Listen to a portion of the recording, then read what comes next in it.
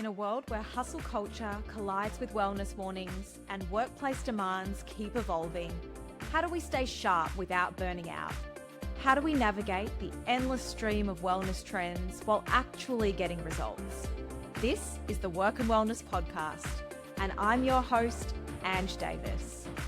Drawing from my own journey of wins, stumbles, and honest revelations, I'll be bringing you raw, unfiltered conversations with experts and inspiring guests who've been there, lived it, and found a better way. Together, we'll cut through the noise and workshop what it really means to be well in today's workplace. No more choosing between success and sanity. No more sacrificing health for achievement. Whether you're struggling with burnout, searching for purpose, or simply ready to work smarter, not harder, you're in the right place. This is real talk about real solutions for real people. Let's get into it.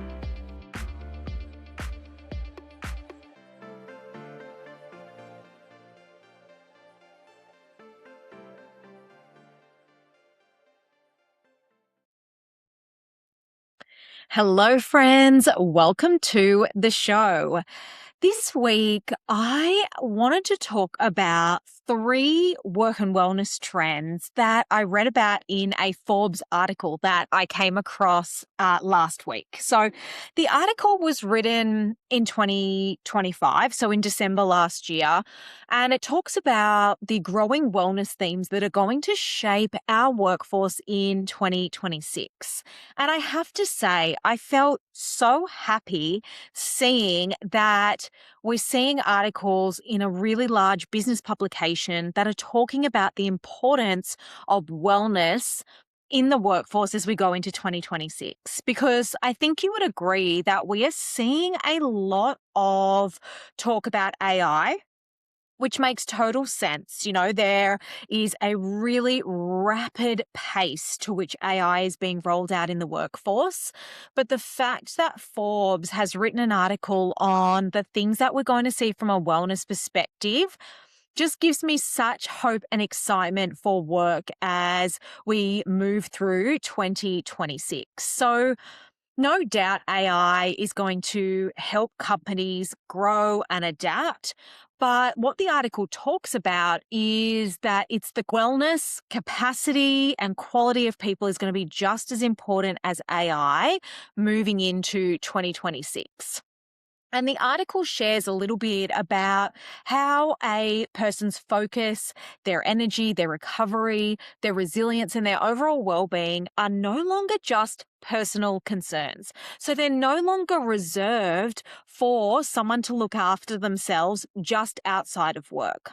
As boundaries between our personal and professional life increasingly blur with the remote workforce, with our ability to work from anywhere, basically what the article is saying is that because a person's well-being directly influences their output, how good the decisions they make are, and also their long-term performance, that well-being is going to be a really big focus for workplaces as we move forward into 2026.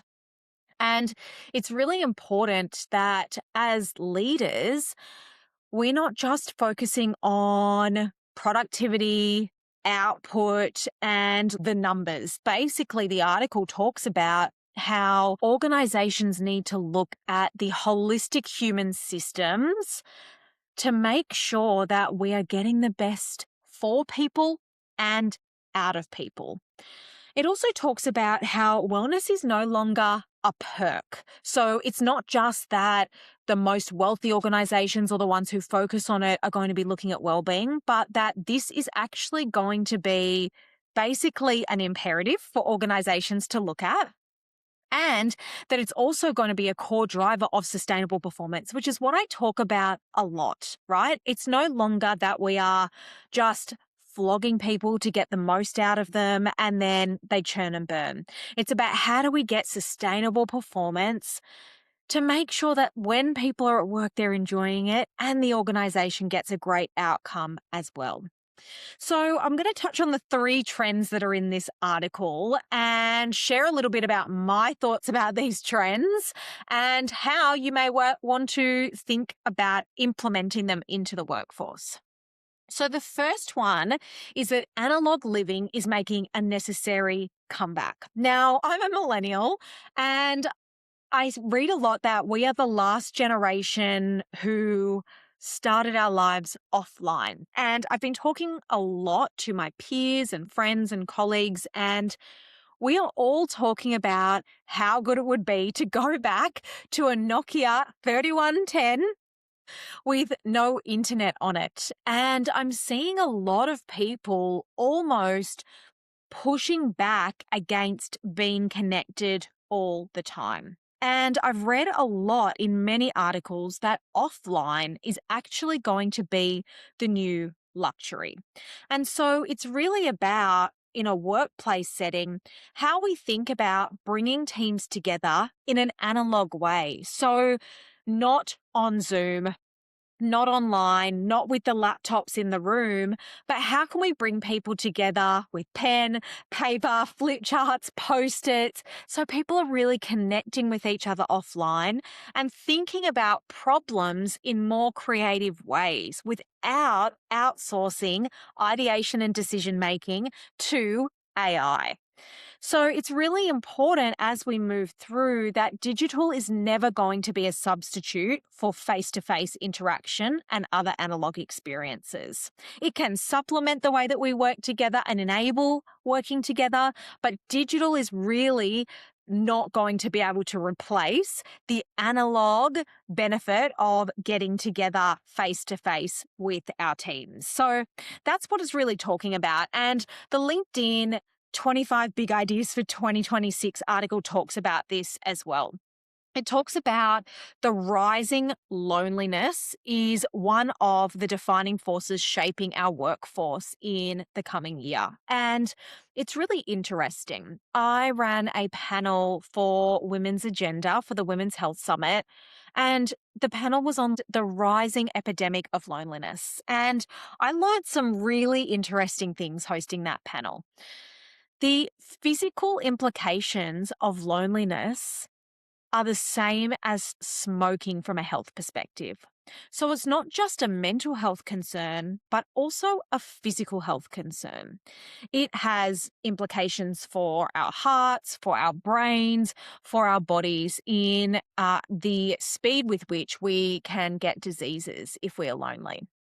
There's also a lot of research on the blue zones, and blue zones are where they have the highest number of centenarians living. And the one thing that was really common amongst all those blue zones was their connection to community and having a community around them. So loneliness is the antidote of community, right? So thinking about how workplaces can help reduce that risk of loneliness, how we can get offline, and how we can connect people back together face to face. Because my personal opinion is we've gone too far to digital connection and we need to come back a little bit to face personal connection. And I did a podcast a little while back on connection and community. And one of the things that I said was that inconvenience is the price you pay for community. And sometimes it is easier to stay home and not want to go into the office, but thinking about how you can connect with your team face to face is really important. And in 2026, I think we're really going to see the rise of that face to face human connection and offline being the new wealthy. The second theme that the article talks about is that longer lives are reshaping the workforce. Now, we look back, maybe 30, 40, 50 years, people retired at 50. Now we're living to 100 and beyond, and 50 is literally halfway through our lives. From women's perspective, we're actually in our prime from a brain perspective. There's some cool new research coming out about how women in their 50s are in their prime mentally. So what huge opportunities for the workforce, and thinking about reshaping how we look at age in the workforce. I was speaking to someone recently, and their husband is in their 50s and looking for a job, and has talked about how difficult it is to find a job in your 50s. And I actually think we really need to reshape the way we're thinking about this.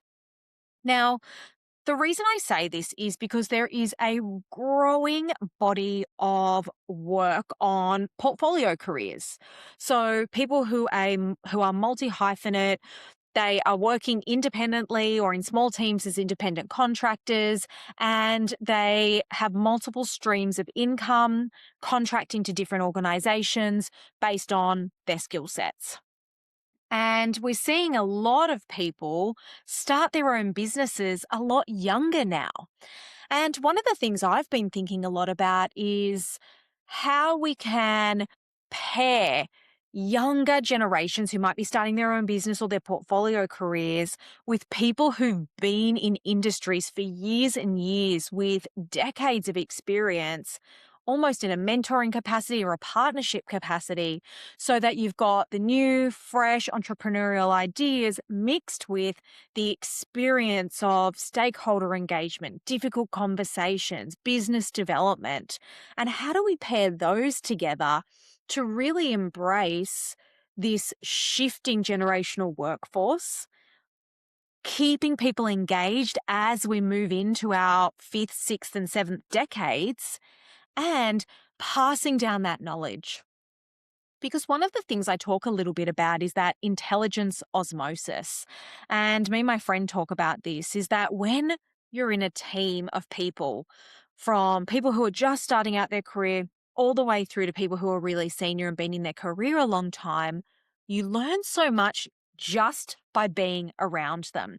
And when you're in a portfolio career, it's easy to lose that intelligence osmosis. So how do we keep that going? Not only that, if we're going to be living to close to 100, how do we reshape work in a way that when we're in our 50s, 60s, 70s, maybe even 80s, that we can feel still mentally engaged in work? We can be mentoring or working with different generations on sharing our skill sets, but not having to go into an office 5 days a week. So I don't know what that looks like, but I think it's a really interesting point in the article that raises, because longer lives are reshaping the way we work. I started thinking about how can we utilize all this incredible knowledge from people who've been in the workforce for decades, combining that with people who are just starting out their careers. So it's not about necessarily a retirement. It's more, the article talks about a transition sort of into that second act of a career, or third or fourth act, and what that might look like. And I think it's really important for leaders and organizations to think what that might look like as well. How do you bring people maybe in their 60s and 70s in 2 or 3 days a week to mentor younger team members as well? So I think it's really important, number one, to utilize their skills so they don't get lost out of the workforce. Also, how do we invest in reskilling people later in their careers with the development of technology and AI as well?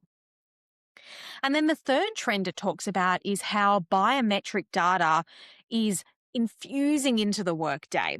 And so, what that might look like is that people have got wearables on in their workday. It might be, Aura Ring or Whoops or Garmin's, whatever they are.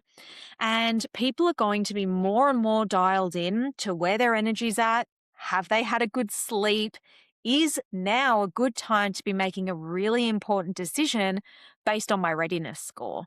So people using that data-driven approach from a health perspective and recognizing when or when might not be the right time to be engaging in high pressure, important decision work. And so I think that's really interesting. We look at departments like finance and operations and strategy, and they've used data-driven approaches for a really long time. And I think it's cool to see the intersection of data and well-being and how individuals might be using that moving forward. And I really can't wait to see how teams might use that moving forward. I am envisaging teams with shared aura rings or whoops on apps. You go into a meeting, you can see people's readiness scores. You can understand, what their energy is like. Are they well recovered? Did they have a good sleep last night? Imagine going to ask your boss to make a decision on a really important project and you can see that your boss didn't have a good sleep last night and you think, I'm going to wait till tomorrow to ask or to pitch. So I don't know. I don't think we're that far away from that sort of thing. I'm sure there's privacy implications, but I guess with consent and people feeling like they want people to understand them better as well, this could be a look into the future of how data on our health and well-being could be used to better interact with our colleagues. And it's interesting because the article talks about leaders understanding how fatigue, overload, and recovery affect performance and thinking about how we can structure work more intelligently by scheduling meetings at times that make better sense if we're seeing trends in our energy levels or adjusting workloads before people get to the point of burnout and really aligning work expectations within human limits, which I think is really interesting. And I'm so glad that we're talking about this now because it's really about energy management and thinking about how organizations can use that data to get the best focus, best decisions, best output out of people, but maybe in shorter hours, thinking about what is the best time of the week to do an ideation session with the team based on what you know on their wellbeing data.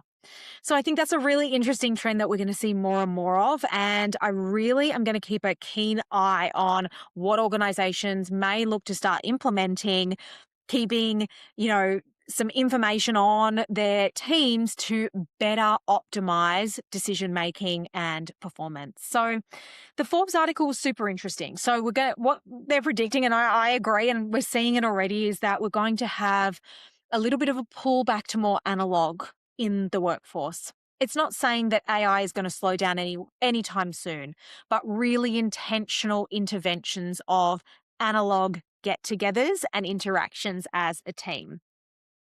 Thinking about the multi-generational workforce and how longer lives are reshaping the way that we work, and how do we, first of all, manage the multi-generational workforce in a way that motivates everyone, but also how do we pair people with decades of experience and learning with people who don't have that with an open mind so we can get incredible outcomes. And then the third one, that biometric data infusing into the workday. I think that's going to be a really interesting one to watch. So I loved reading the article. I will pop it in the show notes so you can read it if you're interested as well. And I am just so thrilled to see publications like Forbes talking about how well-being is no longer a nice to have. It's not a check the box. It is absolutely essential for a workplace to be investing in the well-being of their teams, not just because it's the right thing to do for their teams and for looking after humanity, but also because they're going to get better business outcomes from it as well. And people are no longer accepting that free lunches and a $200 gym credit or Lululemon credit is enough. It's about truly thinking about how we improve the well-being of our teams in the structure of the workforce. So I'd be keen to hear your thoughts on those trends. I think it's really interesting to see where it's going. Pop your comments in the show notes. I'd love to know what you think, but I actually think these are all really interesting trends and I feel buoyant about sort of the way we're heading in this. I think sometimes, some of the AI rhetoric can feel a little bit doom and gloom, and I'm really warmed by the fact that we're talking about how do we better look after our people for better outcomes for everyone. Thanks for listening.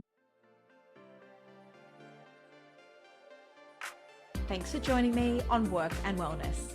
If today's episode resonated with you, remember, someone in your network might need to hear this too. Share it with a colleague or friend who could use these insights. I'd love to keep the conversation going, so find us on Instagram at Mind Your Grit, where we share daily tips and continue these discussions. And if you found value in today's episode, please take time to rate and review the show. It makes such a huge difference and helps other people discover conversations they might really need. Don't forget to hit subscribe so you never miss an episode. Each week, we're building a community of people who believe that success and well-being go hand in hand. You can find the notes, resources, and links from today's episode at mindyourgrit.com. This is Work and Wellness with Ange Davis. Your work matters, your wellness matters, and this is where it all comes together. See you next week.